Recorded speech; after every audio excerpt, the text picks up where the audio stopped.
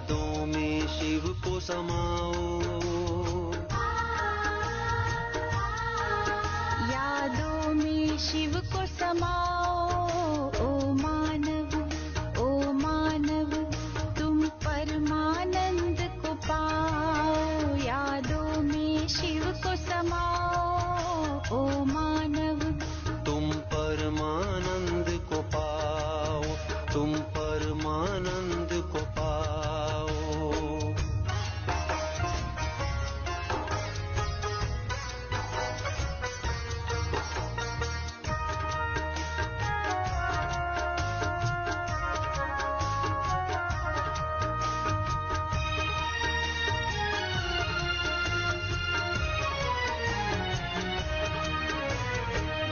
सागर के भंवर जाल से कभी नहीं घबराना तुम। भव सागर के भंवर जाल से कभी नहीं घबराना तुम। फंसना नहीं तैरते रहना लहरों सा लहराना तुम। प्रेम का पाठ पढ़ाओ मानव। प्रेम का पाठ पढ़ाओ मानव, प्रीत की रीत सिखाओ। यादों में शिव को समाओ।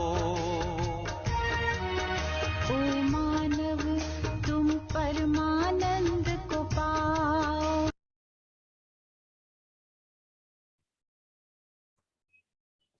ओम शांति। आप सभी का स्वागत है। ओम शांति दीदी जी, आपका ओम शांति। स्वागत है, स्वागत है, स्वागत है। बाप दादा की ओर से, पावर सकाश मधुबन चैनल की ओर से और साथ साथ में सभी मधुबन निवासियों की ओर से आपका बहुत बहुत स्वागत है, स्वागत है, स्वागत है। और आप सभी ब्यूटीफुल एंजल्स, आप सभी का भी बहुत बहुत स्वागत है। तो चलिए आज भी हम भाई जी की विशेषताएं सुने हमारे प्यारे शोभा दीदी के मुख कमल से। जी दीदी जी, ओम शांति। ओम शांति। आज हम जगदीश भाई की विशेषता में देखेंगे कि उनकी हर बात प्रैक्टिकल होती थी। वे सिर्फ ज्ञान सुनाते नहीं, वे खुद भी धारणा करते थे, वही दूसरों से कहते थे। उनका जीवन प्रेरणा का स्रोत था। उनकी क्लासेस सुनने के वालों के दिलों को छू लेती थी। एक बार कुमारों की भट्टी थी मधुबन में।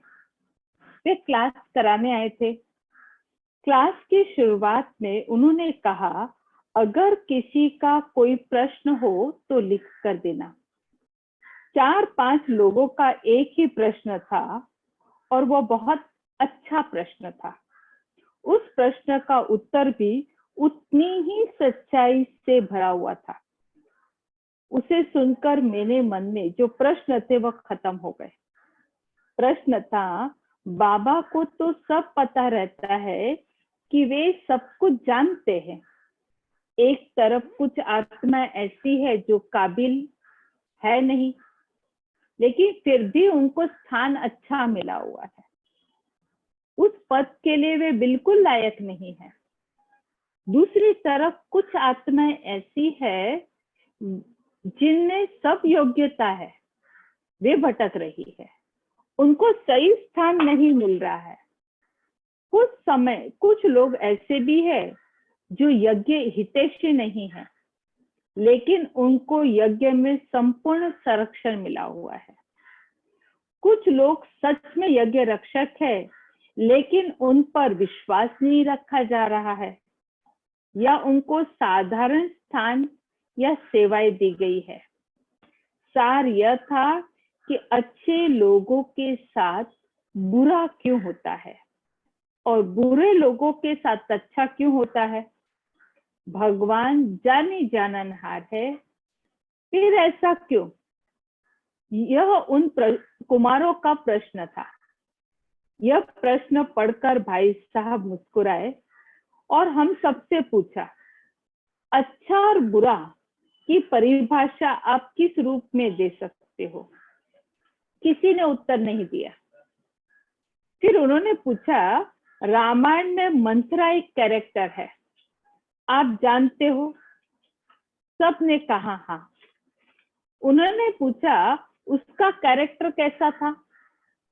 सब ने कहा नेगेटिव। फिर उन्होंने पूछा, नेगेटिव क्यों?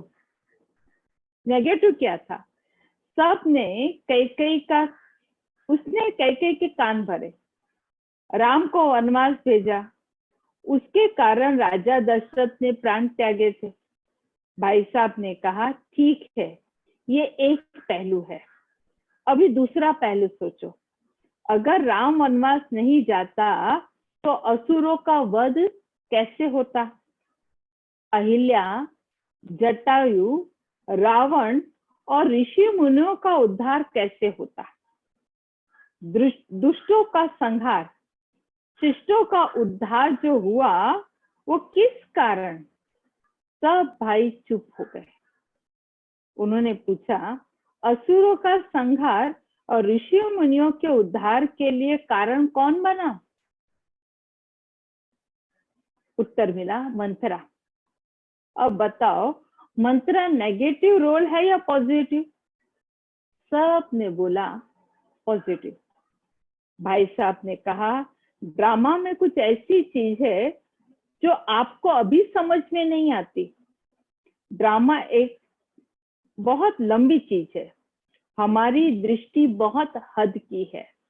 हमारी दृष्टि इस दीवार तक जाती है, लेकिन दीवार के पीछे क्या है हमें दिखाई नहीं पड़ता, और जो दिखाई दे रहा है उतना ही सत्य नहीं है, उसके पार भी सत्य है। यह ड्रामा भी ऐसा है। आप समझते हैं आपके साथ बुरा हो रहा है, लेकिन मैं कहता हूं आपका बुरा नहीं हो रहा है, आपका अच्छा हो रहा है। अच्छे व्यक्ति के साथ बुरा हो नहीं सकता और बुरे व्यक्ति के साथ अच्छा हो नहीं सकता। आपको लग रहा है कि बुरे लोग मौज कर रहे हैं, नहीं, वे मौज नहीं कर रहे हैं, बुरा कर रहे हैं। अभी उनका पुण्य का खाता है, इसीलिए अच्छा पा रहे हैं, अच्छा मिल रहा है। वे अपने जमा पूंजी को भी बर्बाद कर रहे हैं। जब उनका पुण्य का खाता शून्य हो जाएगा, उसके बाद उनके लिए सजा ही सजा है, पश्चाताप ही पश्चाताप है। आप कह रहे हो कि अच्छी आत्माओं का बुरा हो रहा है, इसका कारण ये है कि उनका विकर्म रहा हुआ है।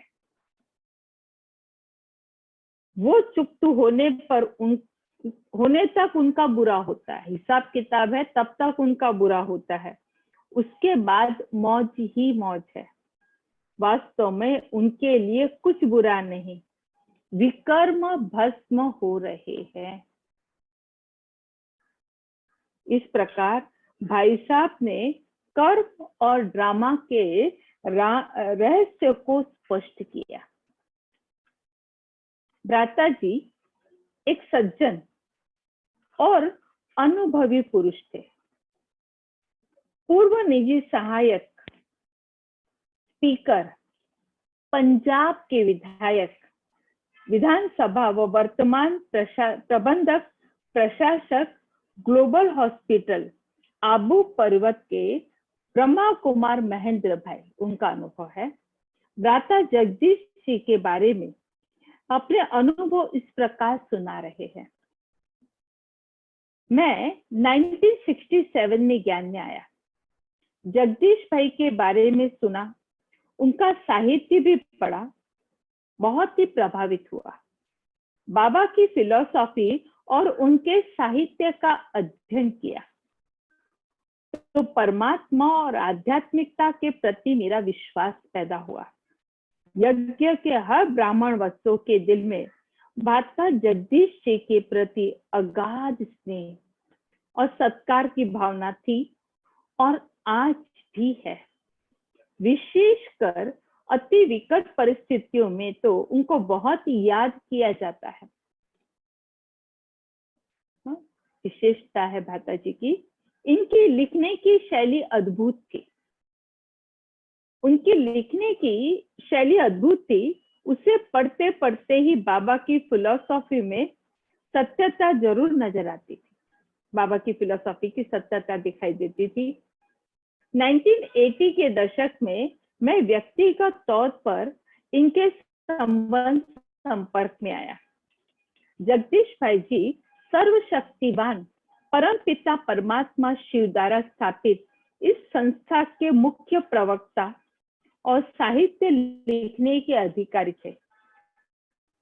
इनकी स्वीकृति से मैंने इनसे लिखी हुई मुख्य 6 किताब पुस्तकें, साप्ताहिक पाठ्यक्रम, पथ प्रदर्शनी, नैतिक शिक्षा, विकारों पर विजय, गृहस्थ में रहते सहज राजयोग और हीरे तुल्य जीवन, इसका पंजाबी भाषा में अनुवाद किया।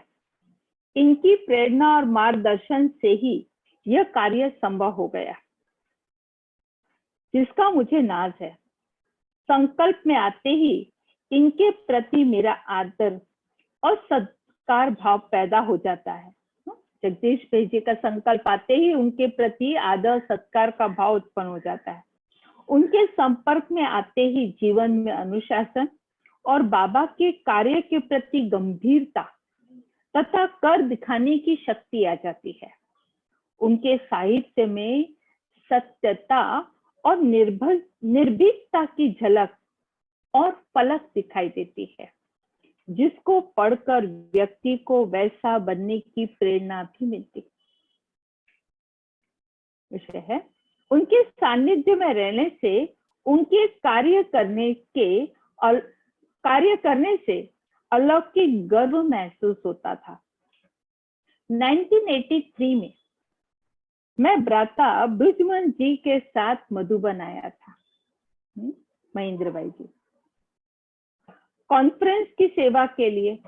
मैं और चंडीगढ़ के करमचंद भाई दोनों शशि बहन के ऑफिस में बैठकर प्रोग्राम के मैटर को टाइप करते थे, पेंसिल काटते थे। सन 83 में से लेकर जितनी भी universal peace conference Om Shanti भवन में हुई, उनमें पूरे विश्व के उच्च कोटि के नेता, जैसे कि संयुक्त राष्ट्र संघ के महासचिव भ्राता रॉबर्ट मुल्लर, मिस्र के मैडम सादात, भारत के तत्कालीन राष्ट्रपति ज्ञानी जैल सिंह जी, प्रधानमंत्री राजीव गांधी जी, नरसिंह राव जी, अटल बिहारी वाजपेयी जी आदि सम्मिलित होते रहते थे। उस समय मुझे हर कॉन्फ्रेंस में स्टेज प्रोग्राम बनाने का सौभाग्य प्राप्त था, कि जो कि भ्राता जगदीश भाई जी की मंजूरी से बनता था। उनकी पारखी नजर बहुत ही अचूक थी। उनके सानिध्य में रहने से, उनके कार्य करने के तरीके से, उनके कार्य की गंभीरता और मूल्य का साक्षात्कार होता था, और करने के बाद बहुत ही ईश्वरीय नशा शक्ति का संचार महसूस होता था। आप अपने पर अलौकिक गर्व महसूस होता था। विषय, यज्ञ के प्रति जिम्मेवारी और ज्ञान के प्रति सत्यता।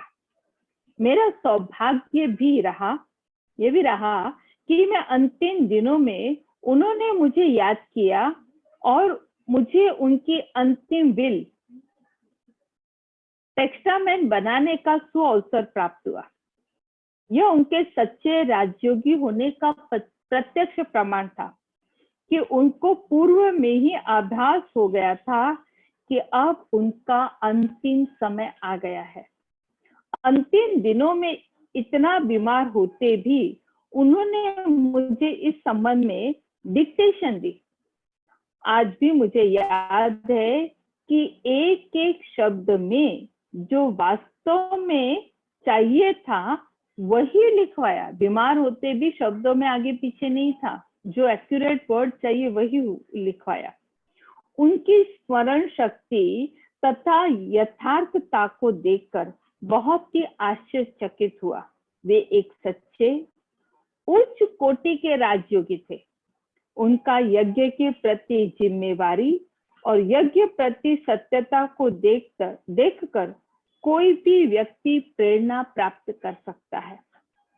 अद्भुत थी उनकी ईश्वर के प्रति आस्था, उनकी प्रतिभा जो हर ब्राह्मण वस्तु को ईश्वरीय नियम पर चलने के लिए प्रेरित करती थी। उनकी प्रतिभा इस प्रकार थी, उनका व्यक्तित्व ऐसा था, अलौकिक व्यक्तित्व और प्रतिभा।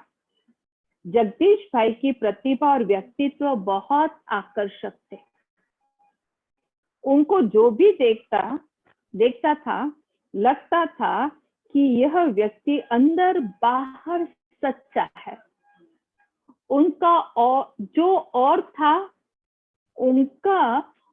ऑरा था वो बहुत ही खींचता था। उनका चलना भी विशेष था। उन्हें मैंने कभी भी नहीं देखा कि किसी का हाथ पकड़कर या हाथ में हाथ डालकर चलते थे। उनकी चलन से ऐसा लगता था कि ये एक सज्जन पुरुष है, बड़े अनुभवी व्यक्ति है।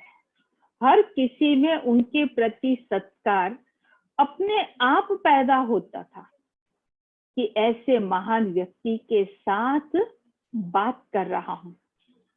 हम किसी से मिलते हैं तो हमें होता है कि सामने वाले को कुछ न कुछ सुना लूं, लेकिन जब भी हम उनके पास जाते थे तो मन करता था कि उनसे कुछ सुनो, उनकी बातों में अमल करें। वे कभी वैसी तैसी या अनावश्यक बातें नहीं सुनाते थे। जो सुनाते थे वो एकदम एक्यूरेट होता था। वे किसी से भी मिलते थे तो कम से कम बोलते थे और यथार्थ बोलते थे। जगदीश भाई और दादी प्रकाश मणि से जो भी व्यक्ति मिलता था, उनको अनुभव होता था कि इनकी संस्था बहुत बड़ी है और इन संस्था में रहने वाले बड़े महान हैं। टॉपिक है ईश्वरीय ज्ञान का निर्भयता से व्याख्यान करना और सिद्ध करना। कई ऐसी बातें यज्ञ की है जो दुनिया के विचार से यहाँ के विचार अलग है और अपनी बात को, सत्य को सबके सामने रखने में निर्भीक है। चंडीगढ़ सेक्टर 24 में सरकारी योग संस्था है। 73-74 में 74 में उन्होंने योगा संबंधी एक ज्ञान गोष्ठी का आयोजन किया था, जिससे हमारे विद्यालय के शीर्ष वक्ताओं को बुलाया गया। उस समय मुझे याद है भ्राता जगदीश जी, भ्राता ब्रिजमोहन जी और गुलजार दादी जी स्टेज पर सुशोभित थे। अन्य वक्ताओं के साथ ऋषिकेश के हिमालयन संस्था के संस्थापक स्वामी राम जी भी स्टेज पर थे। उनके साथ देश विदेश के उनके शिष्य भी सभा में मौजूद थे। भ्राता ब्रिजमोहन जी ने मन संचालन कर रहे थे। वर्णन योग्य प्रसंग यह था कि स्वामी राम जी ने अपने वक्तव्य में कहा कि उन्होंने एक ऐसी मशीन इजाद की है जो किसी भी व्यक्ति की सोच, एकाग्रता के बारे में बता सकती है। इसके अलावा उस मशीन की उपयोगिता के बारे में उन्होंने बताया। इस वक्तव्य के बाद भ्राता जगदीश जी को आमंत्रित किया गया। उन्होंने बड़े सम्मान पूर्वक स्वामी जी की बात का उदाहरण देते हुए कहा कि हमें ऐसी मशीन की आवश्यकता है जो हमें बताए हमारी एकाग्र अच्छी बात पर है या गलत बात पर। इनकी मशीन ये नहीं बता सकती, एकाग्रता है या नहीं ये बता सकती है, लेकिन वह एकाग्रता अच्छी बात पर है या गलत बात पर मशीन नहीं बता सकती। गीता के भगवान ने कहा है कि मन मनाभव होने से परमात्मा की याद में स्थित हो सकते हो। क्या इनकी मशीन ये बता सकती है कि अमुक व्यक्ति की इस समय की एकाग्रता परमात्मा उनकी शक्तियों पर केंद्रित है? यह बात सुनते ही स्वामी राम जी गुस्साए हुए अपनी कुर्सी से उठे और भ्राता जगदीश जी का माइक लेकर ईश्वरीय विश्वविद्यालय के बारे में अनाप शनाप बातें बोलने लगे। फिर एकाएक स्टेज से उतरकर अपने शिष्यों के साथ सभागार से बाहर चले गए। उसके बाद भ्राता जगदीश जी ने सब प्रेम बोला कि देखो, आजकल योगा प्राचार्य का यह हाल है कि बात को बिना समझे ही क्रोधित हो जाते हैं। राजयोग तो व्यक्ति का क्रोध समाप्त कर देता है तथा सच्ची शांति प्रदान करता है। इस घटना का वर्णन करने का तात्पर्य यह है कि कितने भी बड़े बड़े विद्वानों की सभा हो, भ्राता जगदीश जी परमात्मा ज्ञान की सत्यता का वर्णन करते डरते नहीं थे। निर्भयता से ईश्वरीय ज्ञान का व्याख्यान करते थे और उसको सिद्ध करते थे। तो ऐसे हमारे भ्राता जगदीश जी निर्भयता और सत्यता की मूर्त थे। ओम शांति। ओम शांति दीदी, बहुत बहुत शुक्रिया। साइंस के बारे में भाई जी ने जितना भी इन्वेंशन हमको प्रदान किया है, तो उसके लिए तो हम हमेशा ऋणी रहेंगे ऐसे भाई जी के लिए। तो आप सभी ब्यूटीफुल एंजल्स को भी अभी लगता होगा कि हम भी भाई जी के जैसे धारणा मूर्त बनते जाए। तो चलिए हम बाप दादा की याद में बैठते हैं 2 मिनट।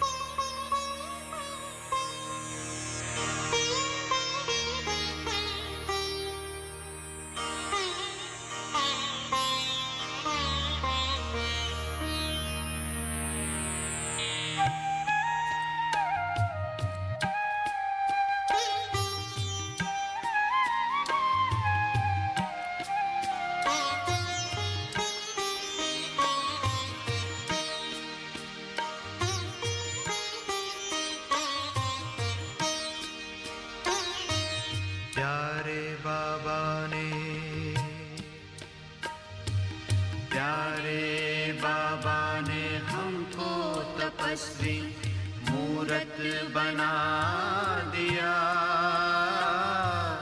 प्यारे बाबा ने हमको तपस्वी मूरत बना दिया।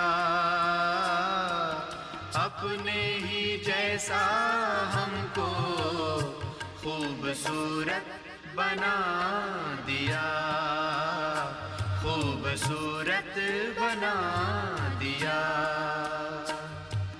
प्यारे बाबा ने हमको तपस्वी मूरत बना दिया। अपने ही जैसा हमको खूबसूरत बना दिया, खूबसूरत बना दिया।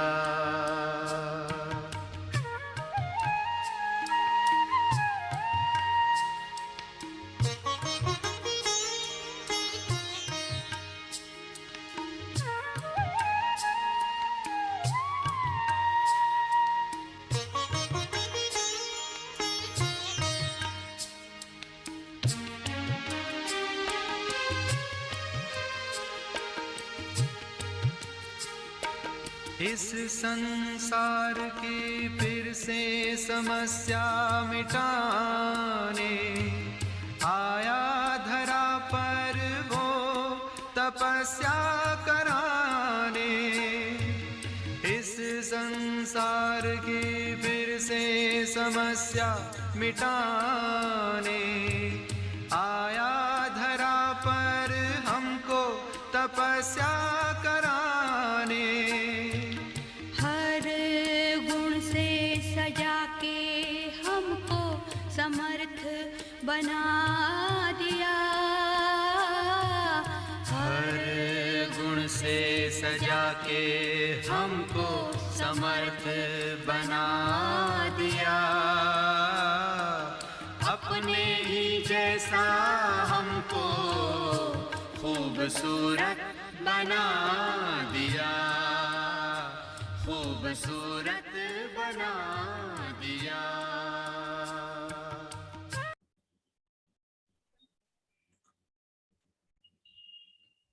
ओम शांति। थैंक यू दीदी जी, बहुत बहुत शुक्रिया। और आप सभी ब्यूटीफुल एंजल्स, आप सभी का भी बहुत बहुत शुक्रिया। तो इसी समय इसी चैनल पर कल मिलते हैं 8:30 बजे पावर ऑफ सकाश चैनल पर। तब तक के लिए ओम शांति। गुड नाइट दीदी जी, गुड नाइट। Good night.